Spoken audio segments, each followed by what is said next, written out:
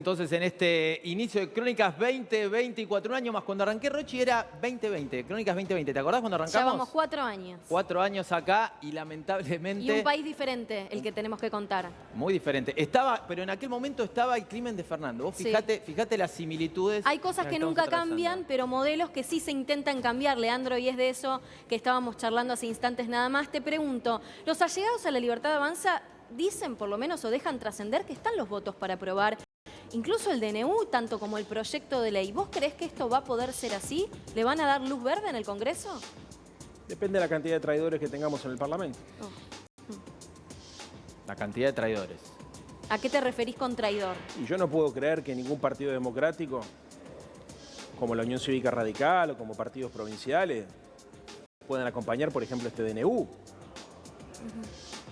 O una ley que incluye la declaración de emergencia en más de 8 materias y la delegación de facultades legislativas al Poder Ejecutivo. ¿Eso es una concentración de poder en una sola persona? Una barbaridad. Eso es la cancelación del sistema republicano de gobierno. Entonces, diputado que vote eso, mejor que renuncie a la banca y al cargo.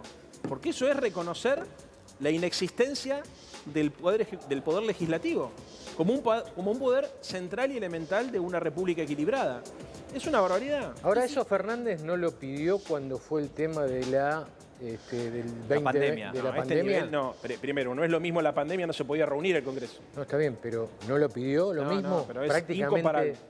Prácticamente No tener fueron... poderes absolutos. ¿No lo pidió Fernández?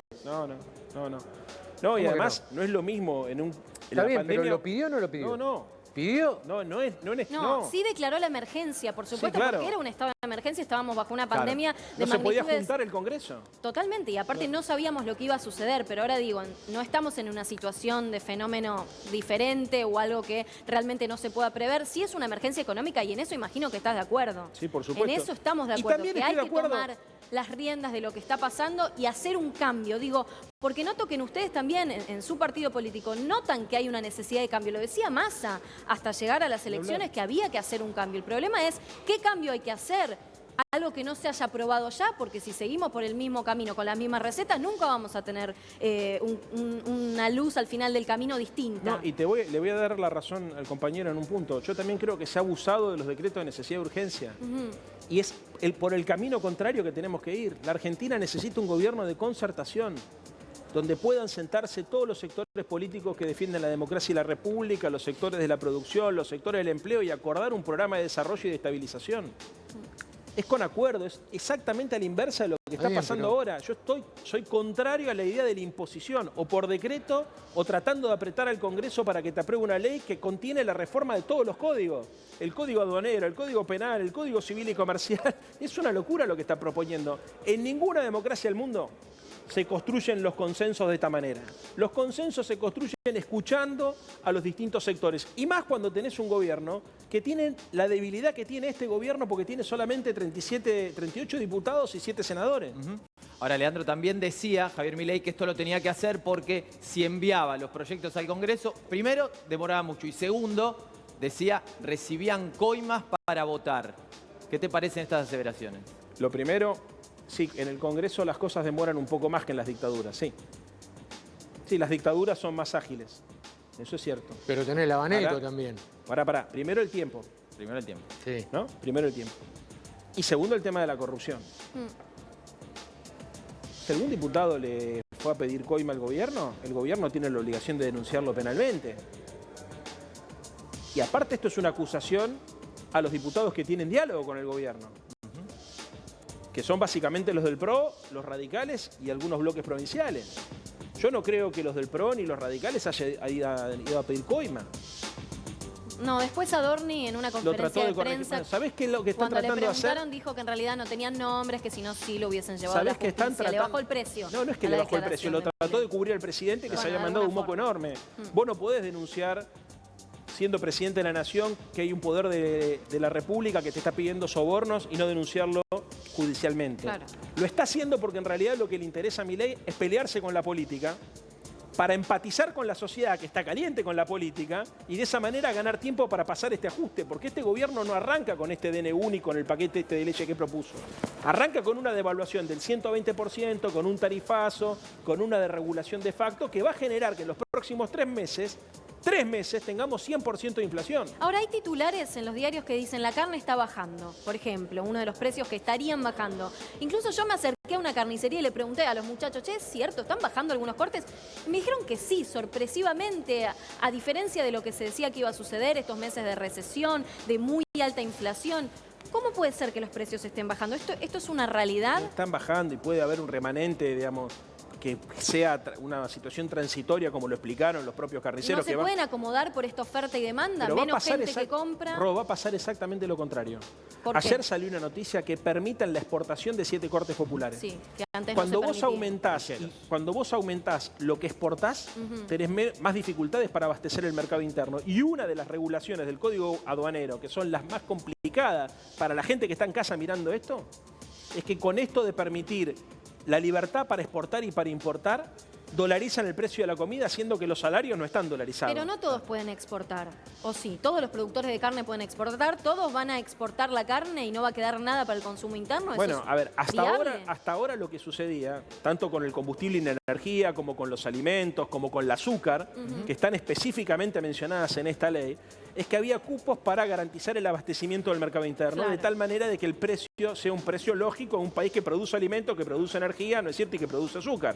Bueno, al eliminar estos cupos y al decir, como dijo el presidente, está prohibido prohibir exportaciones, eso lo festejan los productores, pero eso te dolariza el precio en el mercado local.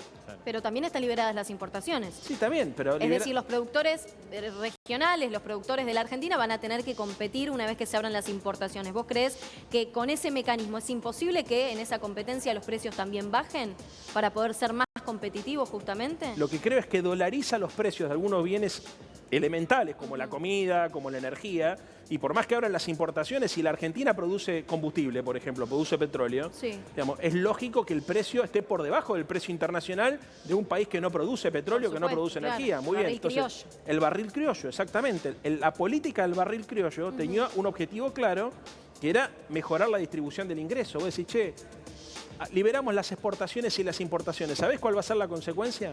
Los precios van a estar en dólares, los salarios van a estar en pesos y lo peor de todo, porque ya lo vivimos en la década del 90, van a cerrar las industrias. Cuando vos no tenés una política inteligente de administración del comercio exterior, lo que termina pasando es que quedan en pie solamente aquellas empresas que exportan para el mercado internacional. Y las empresas que abastecen el mercado interno terminan siendo destruidas por el dumping. ¿Qué es el dumping? Viene una empresa o una empresa que antes producía, cierra la fábrica, agarra el galpón, se dedica a importar y al principio importa un precio. Después se destruye todo, termina matando a la competencia y finalmente el tipo que importa se queda con todo el mercado y se perdieron puestos de trabajo e inversiones que tardan años en volverse a poner de pie. Fue lo que nos pasó en los 90. Preguntar a la industria del calzado. Preguntar a la industria del calzado. Tengo un amigo acá que se dedica a eso. Es el momento de surgimiento en la Argentina del movimiento de empresas recuperadas, precisamente porque cerraban las empresas y los trabajadores veían de qué manera organizarse. Eso se mantuvo estancado y ahora se está revitalizando. Ahora, Leandro, la descripción que vos hacés, que yo creo que es muy certera respecto de lo que va a venir, porque efectivamente es algo que se ha vivido ya en la Argentina, no hay novedad de eso, ni siquiera de muchos de los políticos que están tomando estas decisiones, son prácticamente los mismos. De todas maneras, lo que sucede es que si se llegó acá es porque hubo cosas en el camino que necesariamente se tienen que haber hecho mal, ¿no? Obviamente, en este momento es difícil evaluar, pero ¿cómo sería ese balance entre lo que es un fenómeno global, qué porcentaje le corresponde a la pandemia, a la crisis, y qué porcentaje le corresponde a no haber sabido dar las discusiones que había que dar en su momento? Porque uno puede decir, che, la reforma laboral que te van a poner ahora va a ser pelota los trabajos de todos. ¿Por qué no hicimos una reforma progresista antes? ¿Qué querés que te diga? A ver, yo durante 4 años traté de defender a mi gobierno porque me parecía que cualquier muestra de... cualquier crítica o de falta de alineamiento iba a perjudicar los intereses de mi proyecto. Obviamente tuve siempre la tranquilidad personal de poder internamente decir las críticas que uno veía y me banqué el costo político de, a diferencia de otros compañeros que pensaron más en sí mismos que en el proyecto colectivo, de no marcar diferencias en público cuando sabía que la cosa no iba a funcionar. ¿Por qué? Porque yo juego para el equipo. Yo creo que los dirigentes políticos no pueden estar sobredeterminados ni por las redes sociales, ni por las encuestas de opinión, ni por las posiciones en la tele. Los dirigentes políticos tienen que ser responsables. Vos tenés algo que estás criticando, en el lugar donde lo tenés que hacer es adentro de tu propio espacio, de tu propio gobierno, sin perjudicar a tu propio espacio. Claro. Ahora que terminó el gobierno de Alberto, yo te puedo decir, yo hay un montón de cosas que vi de manera crítica. Algunas se las pude hacer mientras hablaba con el presidente personalmente cara a cara con él, y otras las fui diciendo en la medida de las posibilidades con los distintos funcionarios. Ahora, yo lo que tengo como balance de todo esto es que la Argentina lo que necesita es dos cosas. Primero, un sistema de partidos políticos más orgánico, donde esto se pueda hacer de manera formal. No puede ser, porque muchos dirigentes fueron a la televisión, algunos para buscar beneficio propio y otros porque no tenían lugar donde dar este debate. Entonces se necesita repensar el sistema de partido. Y en segundo lugar, creo que hacen falta un gobierno de concertación. Creo que nosotros necesitamos sentar en la mesa a los sectores que tienen cierta representación social y que representan no solamente en términos políticos, sino en términos de lo que es una sociedad compleja como la nuestra.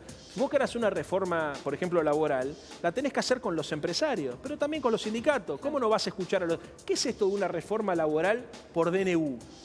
No, y no habría empresarios sin trabajadores. Ahora, Leandro, nosotros los periodistas no siempre nos damos cuenta de lo afortunados que somos, de los privilegiados que somos de poder sentar a un diputado, a un político y mirarlo a los ojos y hacerle las preguntas que queramos, porque no tenemos ningún límite. Y me escribe Ramón, que es de Misiones, y te hace una pregunta, y te la quiero hacer. Los estoy mirando y le pregunto a Santoro, ¿por qué no quitar los altos sueldos, los privilegios a los diputados, a los senadores y no a los abuelos? ¿Por qué siempre se tiene que caer sobre el más vulnerable? Fíjate, esta es la pregunta que se está haciendo la gente que nos está mirando. Sí, sí. ¿Y cuál es la explicación a eso? ¿Por qué siempre la población o el ciudadano de a pie cree que los políticos están en un nivel superior, viviendo la gran vida y que no son conscientes de los problemas que hay en el barrio? Los políticos que viven la gran vida son todos los políticos que no viven de su sueldo. ¿Cuánto cobra un diputado nacional? ¿$1.000, $1.100? No sé, decinos Sí, vos. yo soy yo, te digo más o bien. menos es eso, $1.100, Sí. ¿no? La mayoría de los dirigentes que viven en una burbuja no pagan de tarjeta de crédito $1.000. Claro. ¿Vos te pensás que un tipo como Toto Caputo o como el presidente del Banco Central, Santiago, ¿cómo se llama? Bausili, por ejemplo. No se vive, vos decís, no se van vive a con venir- el sueldo de un diputado o un senador. Olvídate que no. Es una falacia. Olvídate que no. Somos 257 diputados nacionales. ¿Cuántos jueces hay en todo el país? Miles. Sí. ¿Vos crees que algún juez cobra $1,5 millones de pesos? Ninguno, todos cobran más. ¿Vos crees que alguno de los políticos, por ejemplo, que son la verdadera casta de este país, viven de su sueldo, viven de $1 millón de pesos? Para una persona, $1 millón de pesos, $1,5 millones, una persona, un laburante de este país es un sueldazo. Nadie se puede quejar que es poco. Lo que estoy diciendo es cuando vos vas a ver dónde viven, ¿cómo hacen para pagar las expensas de los country? Esa vida de millonarios que se dan de todos los partidos. Yo no quiero, o sea, no es que digo los míos son buenos y los otros son malos. Ahora, ¿de verdad pensamos que el problema son los sueldos de los diputados? Porque es como decía el presidente, la casta que viene a pedir coimas. Le voy a decir una cosa incómoda a la gente. Los que van a pedir coimas son políticos corruptos, pero la casta son las que pagan las coimas. Claro. Son los que tienen a sueldo a los políticos corruptos, los que acceden. utilizan a los políticos. Ese es el verdadero problema. Nadie dice nada. Ahora, ¿cómo puede ser, por ejemplo, que semejante crisis que tenemos no hace una sola propuesta para que los sectores que le va bien en este país, que ganan mucha guita en este país, hagan un aporte solidario como hicieron en otro momento histórico? Ninguno. Los sectores agroexportadores, por ejemplo, que tienen un tipo de cambio que súper los favoreció ahora con 120% de devaluación, ningún tipo de ayuda. Los supermercados, por ejemplo, ningún tipo de ayuda. El sector financiero, que le acaban de eliminar los topes para cobrarle lo que se les cante el culo en tarjeta de créditos por intereses punitorios, ninguna ayuda. Pero ¿es esa la manera? A ver, yo desde la ignorancia total te lo pregunto y desde mi ingenuidad. ¿Es siempre necesario sacarle al que más tiene? ¿No se le puede poner en el bolsillo al que menos tiene? ¿Tratar de equiparar un poco las cosas? ¿Equiparar esa balanza? No, pero hoy está pasando lo Porque contrario. vos decís, el sector agroexportador, el campo, y yo siento que también siempre se le está pegando al campo, pero también es un sector del que necesitamos porque son quienes traen y aportan los dólares. Yo desearía que tengamos industrias que exportaran y que también ingresaran dólares por ese lado, pero no pasa en la Argentina. Hace años que no pasa. Pero, no. A ver. Pero le acabas de dar una devaluación de 120%. Ellos dicen que estaban atrasados. 120%, no hay antecedentes históricos de una devaluación de esta, ni siquiera Martínez de O. Sí, pero su dólar era irreal. Está bien, tenían un dólar, 400 pesos. Tenían un dólar especial, pero 120% con costos que además, con costos cuando importan, que son mucho más beneficiosos. Entonces, el punto acá es el siguiente. Yo entiendo que la Argentina para crecer y desarrollarse tiene que tener inversión privada, que el sector privado tiene que ganar guita, que es súper necesario, que tiene que haber seguridad jurídica, que tiene que haber absoluto derecho a la propiedad y eso tiene que estar absolutamente garantizado. Estoy en contra de las regulaciones excesivas, etcétera, etcétera. Ahora te digo, en ningún país capitalista del mundo se desregulan las cosas como se desregulan acá. Si vos tenés una crisis, el costo de la crisis la pagan todo. Esto de decir, che, estamos en una crisis, pobre el rico, mirá, pobre el rico y que se jode el pobre, me parece de una perversidad. Totalmente. Lo razonable, cuando yo te digo un gobierno de concertación, es un gobierno donde están todas las partes en la mesa, te lo simplifico, los trabajadores y el capital, y se ponen de acuerdo en una forma de equilibrar y de compensar la salida en una transición de una crisis, donde no puede ser que los costos lo paguen solamente los laburantes. Ahora, ¿entendés? ahí, para que se sienten todos esos, sabemos que hay un marco delegativo en la Argentina. Hay representantes. Hay gente que representa a los trabajadores y hay gente que representa al capital. El capital serán los dueños de las empresas, pero los representantes de los trabajadores o de la ciudadanía, pareciera que ahí es donde también está la crisis hoy de la Argentina, que no encuentra en sus representantes confianza. Entonces, hubo más marchas de la gente sola que posicionamientos de las centrales sindicales. Yo coincido. Entonces, me parece que lo que la Argentina está viviendo, y creo que ahí es el emergente de Milei, no sé si vos lo ves también de esa manera, es una crisis de representatividad. La gente no confía en los que tiene o que supuestamente deberían representarlo. Hay de todo. Y, ojo, hay de todo porque hay muchos dirigentes políticos y sindicales que están ahí porque la gente los vota y hay mucha gente que está hace años atornillada a los sillones y que vos no tenés la menor idea cómo puede ser que siga estando ahí. Hay de todo. Entonces, la generalización es mala. Ahora, la pregunta que yo te hago es, ¿a vos te parece razonable que le pidan a los jubilados este ajuste y que metan una moratoria y un blanqueo como lo que han metido? ¿A vos te parece razonable que quieran volver a poner el impuesto a las ganancias y que bajen el impuesto a la riqueza? ¿Alguien me lo puede explicar? No. Ustedes tienen impuesto a las ganancias, ¿no? Sí, claro que sí. ¿Y cuánto te descuentan? Y lo mismo que Porque un diputado hoy está en $1.500, $1.800. un palo y medio está cobrando un diputado. Bueno, $1.500. Sí. Vamos a ponerle $1.500. Neto, en mano. Sí. O sea que cobras más, cobras 2 millones. Exactamente. Cuando nosotros 2.100.000. Cuando votamos la Sí. reducción de ganancias, los diputados quedaron exentos. Está bien. El tema es por qué quedan exentos los diputados. No, la pagan. Pagan. Ok. Claro. Ahora, ¿vos donarías parte de tu sueldo? Si Sí, te a ver. dicen, hay que bajarlo, Sí.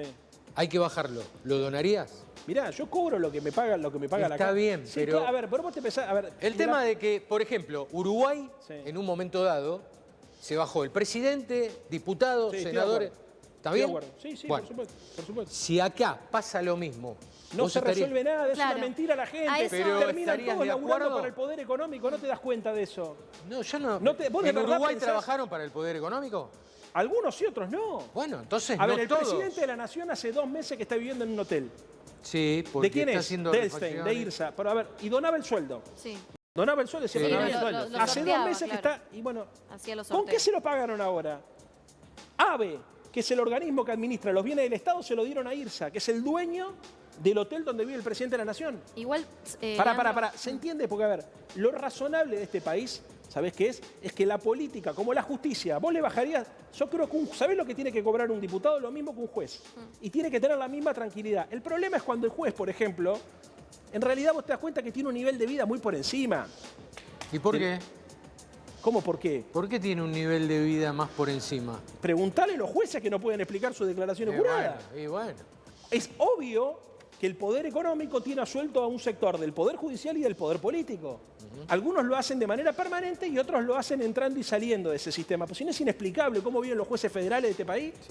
De verdad es inexplicable. También es inexplicable algunos diputados que no viven al ritmo de vida de lo que cobran. Exactamente. Entonces, evidentemente, si hay que Exactamente.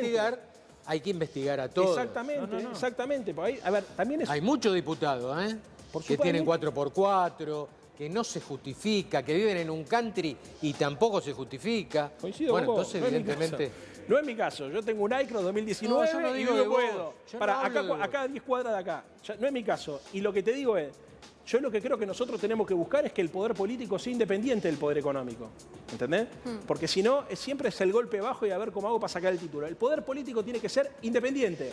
No tiene que gobernar ni para los ricos ni para los que le pagan el sueldo. Tiene que gobernar para la gente que es la que le paga el sueldo. Esa es la clave de la explicación de cómo se sale en un país. Porque si vos en un país tenés al poder político a sueldo del poder económico, y en realidad lo único que recibe son prebendas de los grandes empresarios, Ahora, en blanco o en negro, lo que termina pasando es lo que estamos viendo ahora.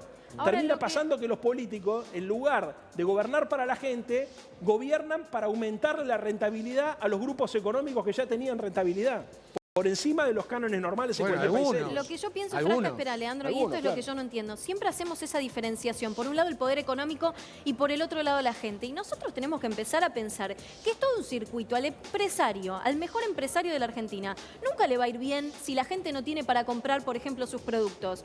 La tienda más cara de ropa en la Argentina. Si no va nadie a comprar esa ropa, si no va nadie a pagar un jean a 50.000 pesos, se va a fundir porque depende de alguna forma de la gente. ¿Por qué no pero es así? relativo, y porque lo que no te aumentan por cantidad te lo aumenta por precio. Pero ¿entendés? ¿cuántos son los que pueden Es que llegar a al comprar empresario, precios tan irrisorios, al empresario tan no le altos? importa que todos tengan un jean, le importa que él tenga a fin de mes más plata que el mes pasado. Entonces por ahí te vende menos jean, pero consiguió la misma plata, le da lo mismo. El lugar donde entra el Estado es para tratar de garantizar de que todos puedan comprar su jean. Por Pero poner vos- un ejemplo con jeans, digamos. Vos decís, ¿no? sí, puse ese Pero ejemplo para igual entender hay porque un digo, punto uno donde de no los es rubros racional. que más aumentó Rocío, es justamente la hay ropa. un punto donde esta discusión, indumentaria. está claro que hay un punto donde esta discusión no es racional, ya lo hemos visto. O sea, a ver, empresarios pymes que laburan para el mercado interno, que terminan votando a gobiernos que abren las importaciones y que producen una recesión deliberada, no es racional. Ahora, ya lo vivimos con Macri. Lo vimos con Macri. Gente que le daba plata a Macri para la campaña electoral y que se fundió. Que se fundió en el gobierno de Macri. Decís, "Che, ¿Hay esto- gente a la que le conviene que haya cada vez más pobres en la Argentina? Nadie lo piensa. Yo no creo que haya un nivel de perversión que esté orientado hacia ese lugar. El problema es cuando no te importa, no cuando lo buscas deliberar. Yo no creo que Javier Milei quiera que haya más pobres. No me parece un mal tipo él, ni los que están en el gobierno. Creo que tiene una concepción, que es una concepción donde dice uno favorezco solamente un sector y se desentienden de las consecuencias. Es esto del darwinismo social. Pero favorecer, él es presidente de todos los argentinos. ¿Cómo en su cabeza puede pensar favorecer solamente un sector que es totalmente minoritario? ¿Cuántos son los ricos en la Argentina? Ya no existe ni la clase media. Pues Estamos hablando del 60% de los chicos pobres, más del 40% de los argentinos son pobres. ¿A quién le sirve que haya tantos pobres? A nadie, porque nunca se va a favorecer el sistema productivo de esa manera. Porque Nunca no va lo a crecer piensan. el PBI de esa manera. No, a ver, ojo, puede crecer el PBI y se puede concentrar. No, en los 90 crecía el Producto Bruto Interno y teníamos desocupación de 2 dígitos, casi 20% de desocupación. No es cierto eso. Pero lo que ¿cuánto dura eso? ¿Cuánto se decís. puede, Bueno, a ver, pero el punto no es cuánto cuánto puede dura. permanecer en punto el es- tiempo? Es inviable. El punto es cuando no hay una mesa de discusión y es todo una puja Sí. y es egoísmo, la gente piensa en el aquí y el ahora. Todos piensan en el ahora. Vos estás diciendo, che, que es mi reclamo inicial, ¿cómo logramos concertar un proyecto de país? Que la rentabilidad pueda ser por ahí más moderada en el corto plazo, pero sostenible en el tiempo. Que el Producto Bruto Interno no te crezca un año 8 puntos y otro año una recesión de 4. Que haya un crecimiento 3,5 Sostenible, puntos claro. sostenido.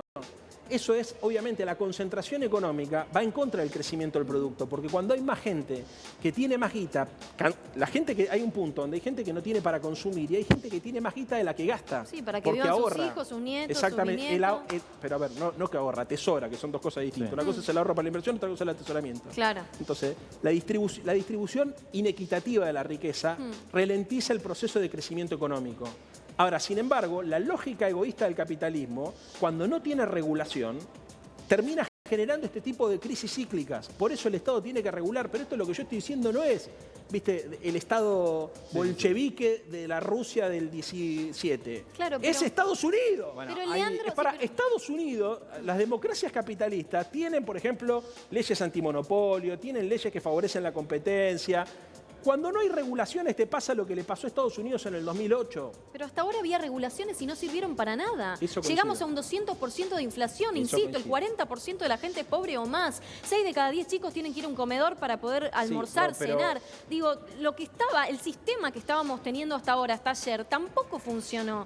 Llevó a la gente a un nivel de crisis de no poder comer con su familia, sino de depender de organizaciones sociales que les den un plato de fideos. Coincido, Roque, hay un montón de cosas que estaban Pero funcionando. entonces, si no funcionaba lo anterior Pero y no estás- funciona pero lo... eso- perdóname que te ¿Qué diga, es pero lo que eso- funciona? pero ¿Cuál es es la un receta? Pero, Ro, es un pensamiento infantil el que está desarrollando. A ver. Porque si vos decís, no es blanco, entonces es negro. No, me pregunto cuál es la receta, porque ya se han probado miles Pero y no, millones pero a lo no. largo de este A ver, tiempo, pero de no estos es- últimos años, de que tengo memoria. Ro, escúchame, Rocío. El Estado regula mal. Como el Estado regula mal, entonces que no regule nada. Eso es lo que está diciendo vos. Yo lo que te digo es, si eso sucede, es el péndulo para el otro lado. No lo digo termina yo. destru- Yo no Bueno, digo que no tenga no, que está regular. bien. Me pregunto por qué hasta ahora no Sí, yo entiendo funcionó que con la estás- regulación del Estado. Por eso, entiendo, no te estoy respondiendo, entiendo que estás tratando de teatralizar, entre comillas, bien, el bien sentido, lo que piensa un sector de la población que dice, estoy podrido de vivir así, este es el cambio más radical, voy a votar este cambio radical porque, bueno, Sí. para mí es un error. ¿Por qué es un error? Básicamente porque una cosa es que vos digas, che, ¿el Estado funciona mal? Sí, funciona mal. Entonces termino con el Estado. ¿Voy a resolver el problema o lo voy a agravar? Lo voy a agravar. ¿Entendés? Hay muchas regulaciones, hay excesivas regulaciones. Tal vez es cierto, en muchas áreas de la economía había un montón de burocracia, tienen razón ahí. Ahora, la desregulación excesiva termina generando la ley de la selva. O sea, la política no es blanco y negro, no se puede gobernar para Twitter, viejo. No se puede estar todo el tiempo pensando en el título fácil, en convencer a todo el mundo, en agradar, en todo el tiempo. Esto me parece que es tomarla de boluda a la gente. ¿Qué va a pasar, Leandro, el 25? ¿Qué va a pasar el día del paro general de la CGT? Una cosa para cerrar el concepto. Sí. Las sociedades tienen conflicto y lo van resolviendo con inteligencia. Yo creo que la impulsividad de suponer como el blanco no funcionó, me voy al negro, nos va a volver a llevar a cometer errores enormes. Lo que nosotros tenemos que buscar es con inteligencia. ¿Sabes qué creo? Yo creo un Estado que tiene que tener una gestión pragmática de la economía. Hay instrumentos de la ortodoxia económica que son necesarios, pero también hay instrumentos de la heterodoxia que son necesarios. Hay que ir viendo cuándo combinás. El problema es cuando vos tenés dogmáticos. Te dicen, como por exceso de heterodoxia, me voy a la ortodoxia. Eso termina destruyendo a la Argentina porque destruye el empleo, te genera inflación y desempleo. La inteligencia y la capacidad de poder sentarte a acordar en una mesa de negociaciones, ver cuándo te conviene meter un tipo de instrumento y cuándo te conviene meter otro. El problema son los dogmatismos. Este es el grave error de nuestro país. La puta madre, no es tan difícil ¿Por de qué entender. nadie lo No, ve? pero- ¿Por qué yo lo nadie veo, la qué ve? sé yo, no sé, ese es mi Es que, discurso. está bien, pasa que no ha habido propuesta de grises, si querés, que haya convencido a la gente. Es más, te diría que Alberto Fernández fue una propuesta de gris. No era el kirchnerismo, que era lo que estaba, sobre todo, cuestionado por un sector de la población. No era el macrismo, que venía de ser repudiado por una gran mayoría de la población. Llegó Alberto Fernández, que no era esto, no era aquello. Y la verdad es que la solución creo que hoy para la mayoría de la gente, si le preguntás, cree que fue el peor de los gobiernos que hemos tenido en los últimos años. Entonces, ante esa situación, bueno, el gris tampoco funcionó, se fueron para el otro No, lado. pero eso tampoco es cierto, porque a ver, yo creo que no es el gris, no es el gris como lugar, sino es la posibilidad de pendular, es lo que yo te decía recién, de acuerdo a la circunstancia. O sea, yo no estoy haciendo una apología de la moderación. Inclusive yo creo que Alberto no es que fue un gobierno que fracasó por excesiva moderación, sino fracasó por falta de gestión, Por equivocar los lugares. por equivocar o por no hacer. Que muchas veces cuando vos no haces algunas cosas la disfrazás con moderación para tratar de disimular tus propios errores. Lo que yo estoy diciendo es que vos tenés que tener una inteligencia práctica. Yo soy un tipo de centroizquierda. O sea, entiendo que hay que escuchar a todo el mundo, que son todas las propuestas las que tienen que estar, si defienden el interés nacional, las que tienen que estar sobre la mesa, que eso le suma a la democracia y le suma al país. Y que hay que ser inteligente a la hora de definir qué política tomar. No estoy diciendo, por ejemplo, hay políticas que pueden ser consideradas de izquierda, ¿no? Como intervención en determinados mercados o estatizaciones, que pueden ser justas en algunos mercados. Y hay políticas que pueden ser consideradas de derecha, como esto, ¿sabes quién lo decía? Terraño. Decía, yo no soy ni privatista ni estatista. Depende de la circunstancia. Claro, pero por algún motivo que no comprendo, siempre que llegan los políticos al poder, entran en esta lógica del River Boca, de esto o lo otro, y nunca se logra un consenso o un equilibrio. ¿Por qué siempre estamos En generando esta algunas grieta? cosas, no. Salimos del kirchnerismo versus el macrismo y entramos de vuelta en una grieta. No, Ro, yo Siempre creo que están los dos polos opuestos. Sí, es un problema global también porque no es algo que nos pasa a los argentinos. En Estados Unidos pasa lo mismo, en Brasil pasa lo mismo. Igual en algunos aspectos se lograron determinados consensos. El caso, por ejemplo, pongo siempre el caso de Alfonsín, que me parece, se logró construir una transición democrática con un acuerdo de políticas de Estado, ¿no? La reforma de los códigos de Cristina fue una reforma donde estaban incluidos los juristas de todas las miradas ideológicas, no fue una reforma de código, de código civil y comercial por decreto. Y llevó mucho tiempo. Que llevó mucho tiempo y laburaron todos y se pudo hacer. A ver, creo que todos los gobiernos tienen cosas para mostrar. Lo que nosotros necesitamos son, me parece a mí, políticos que estén menos pendientes del impacto mediático o en redes sociales. Hay que buscar formas de construir políticas de Estado que vayan más allá del egoísmo personal de cada uno. Mi sensación es que hay mucha gente preocupada solamente en sí misma o en defender su quinta. Y hay que tratar de construir una mesa para discutir los problemas de los argentinos. Leandro. Faltan partidos políticos también. Leandro, ¿leíste el DNU completo? Sí, claro, obvio. ¿Con qué estás de acuerdo y con qué no? Lo leí, lo tengo subrayado en casa, de haber sabido te lo traía, pero... A ver, ¿Pero estás de acuerdo con algo? Lo de los automotores, puede ser que haya algo, pero... A ver, ¿De los registros automotores? Sí, que había que regularlo. ¿La ley de alquileres? No. A ver, lo de la ley de alquileres era mala la ley, pero la derogación total de la ley genera situaciones de más inequidad. Bien. Yo tampoco estaba a favor de la ley de alquileres así como estaba, había que modificarla. Bien. Lo del DNU es la verdad que, aparte el problema del DNU es que hicieron un mega DNU, entonces vos lo aceptás o lo rechazás completo. Claro, no se claro, puede totalmente. Ahora, el termómetro más importante que tenemos nosotros como periodistas es, por supuesto, y ustedes también como políticos, es la calle. Y por eso estamos trabajando en vivo y en directo con Matías Rezano, preguntándole a la gente cómo se toma este aluvión de aumentos que llega el primer día del año, el segundo en este caso. Dale, Mati, te escuchamos. Rosario, Javier, placer de saludarlos, feliz año antes que nada. Bueno, estamos justamente en la estación, o frente a la estación de Plaza Constitución de la línea Roca, aquí en la dársena de los colectivos. Me contaban, y se ve también, que hay colectivos que ya rige el aumento, otros que no. Le vamos a preguntar, obviamente, si ya han pagado con el aumento y qué esperan de los demás, justamente, incrementos en otros aspectos que se van hablando, Mati, para este mes corriente. Y avisales que en febrero se viene un segundo, sí, ¿eh? Javi. En febrero se viene un segundo aumento, ya lo anunciaron. Sí. Claro. ¿Ya pagaste con el aumento de 78 pesos el boleto o no? No, todavía no. No, me siguen cobrando 56 todavía. ¿Te siguen cobrando 56? Depende hasta dónde vaya. Ah, depende hasta dónde vaya, pero todavía rige la tarifa anterior. Sí, pensás para mí. De todos los aumentos del transporte, tarifa, de servicio, alimentos? Sí, alimentos, bueno, es entendible, en todos lados está pasando lo mismo. Transporte también, es hora ya, ¿no? En todas las provincias está pagando más de 58. Es un poco falta de respeto que en Buenos Aires tengan un poco de privilegio. Es entendible, pero ¿te alcanzaría a vos solventar tantos aumentos? Por ahora no. Por ahora no. Por ahora no. Más adelante, bueno, capaz que se vaya acomodando un poco los sueldos y esas cosas y bueno, vaya y pase, pero por ahora no me rinde mucho el... Muchas gracias y feliz año. Bueno, seguimos. Buenas tardes. ¿No querés? No hay problema. Buenas tardes, no quiere. Buenas tardes, tampoco quiere. Buenas tardes, hago una consulta breve. ¿Ya pagó con el aumento? Mati, aguardanos un segundito. ¿El boleto? ¿Con la tarifa nueva? Por el momento no, porque vengo de... Bueno, ahí Mati Rezano nos estaba mostrando lo que contábamos, que por el momento es dispar la incorporación del aumento en los colectivos. Esto seguramente en los próximos meses se terminará de normalizar. Lo cierto es que algunos se suben y pagan la tarifa actual de 78 pesos, otros siguen teniendo la vieja. Está con nosotros Leandro Santoro. Le vamos a hacer una pregunta porque había quedado picando y la vamos a dejar picando también ahora porque queremos saber qué piensa él de este paro del 24 de enero. El paro más temprano que organiza la CGT, un gobierno democrático, será contra Javier Milei.